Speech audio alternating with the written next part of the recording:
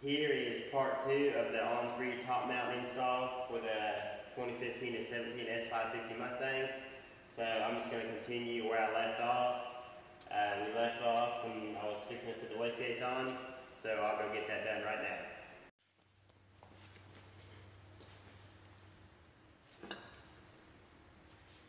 One thing you don't want to forget on the wastegate is you have to push this little sleeve into it before you mount it up. It's got some spring tension on it from the wastegate. So the easiest way to put it on is mount this side first, which is the bottom here. Then you can do the top after.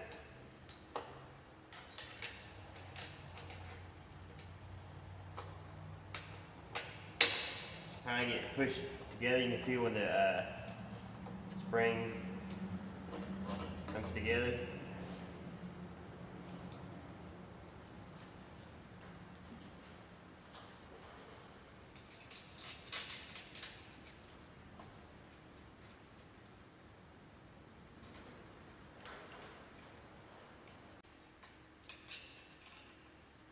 I'm not going to tighten that one all the way up. I'm going to be able to get this one here lined up yet.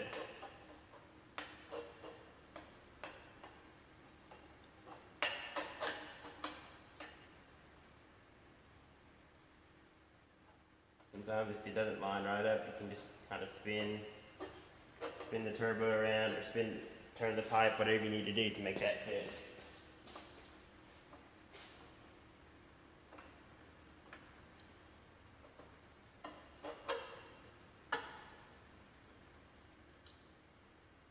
That's why I like to leave everything loose until you get these tightened up for sure.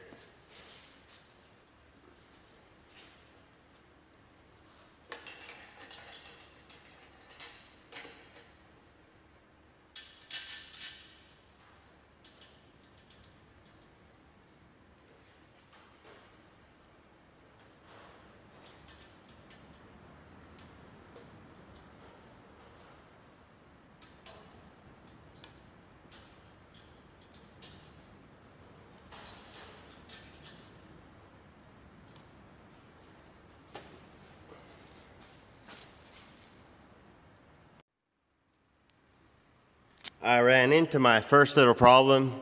That gets too close to the head. That right there, I can't even get my clamp on. So I'm trying to decide if I should shave just a hair of that head right there, or I may be able to loosen the manifold bolts and shift it forward a little bit and see if that'll give me enough room, because right now that clamp will not even go under there.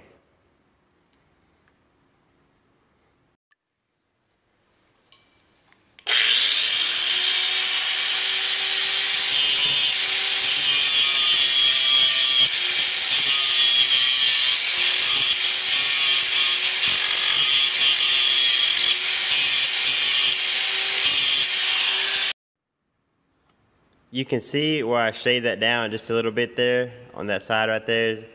Just took a little bit off and the clamp slides on now. I tried loosening the manifold first and it didn't allow me to move enough. So it don't take much, it's mostly just that bottom edge a little bit. But right now it looks like everything will fit just like it's supposed to.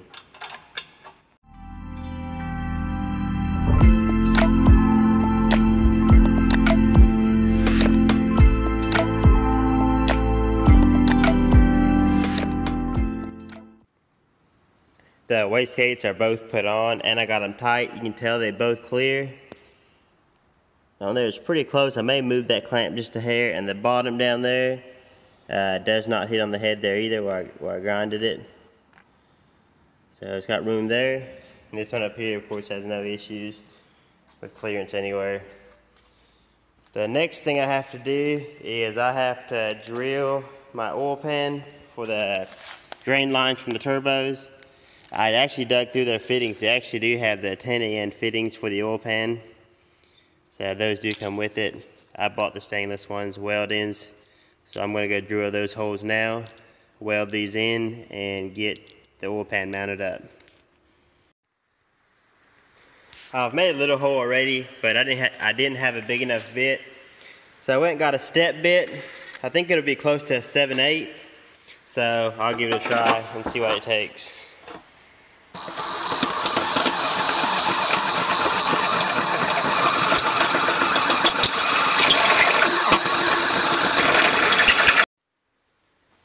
It did end up being a 7/8. That was the biggest size on that step bit. So it should push right through here now. And it does, and then it'll get welded onto there.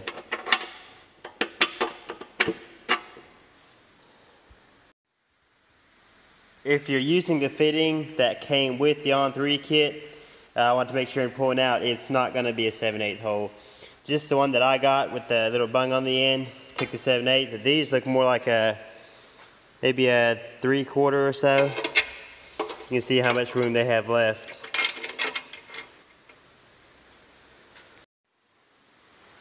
When you do drill the holes, I would try and lay something on the inside.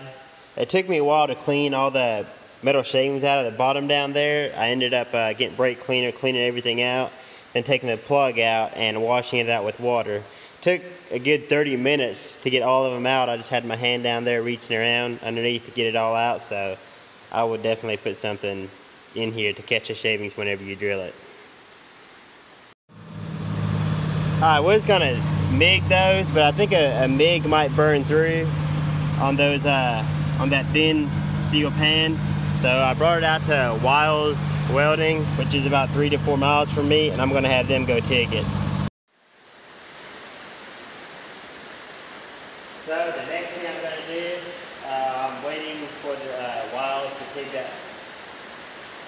bung into the oil pan. I'm gonna take the intake manifold off, and I'm gonna make myself a bracket or something that can hold that I can use for chains to pick up the motor. So I'll make myself something that'll fasten to those ports up top, so something I can lift it with. I'll probably use those holes right there, that one and two. I don't know if I should use, if I need to use all of them. I'll probably just use 2 on each side. Or if I have enough steel, I'll make a piece that connects to all of them. So I'll go see what I have.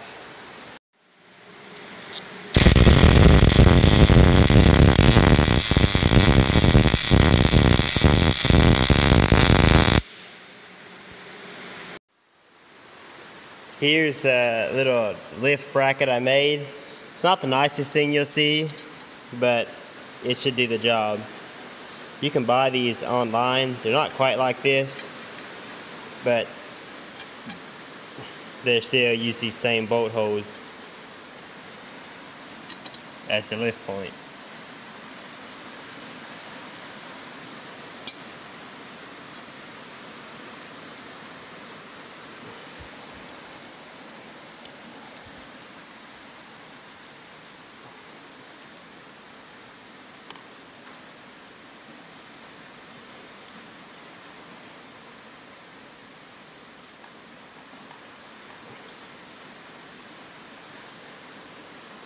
These are M6 bolts. I just went to Lowe's and got some. So this is where I'll hook my engine hoist to.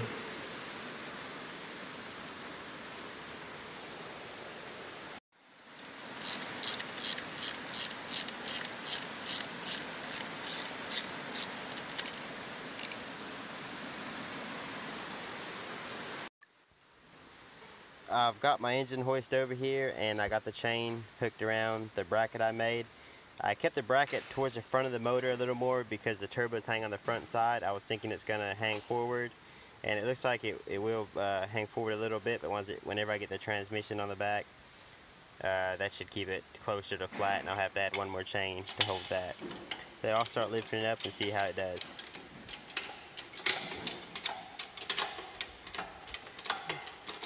Seems pretty stable so far, so it should do exactly what I need. I just want to be able to lift it in the top of the car and with the transmission on it without having to try to hang on the exhaust manifolds.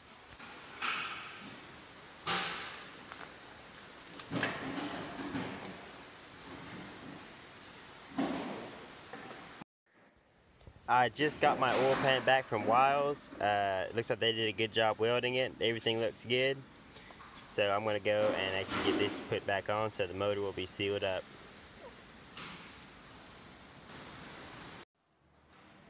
I've got it lifted up, and I decided not to put the trans on right now. I'm just going to drop it down in the engine bay, just kind of see how everything fits, see how the clamps need to be turned or stuff like that. So I'll start laying that down.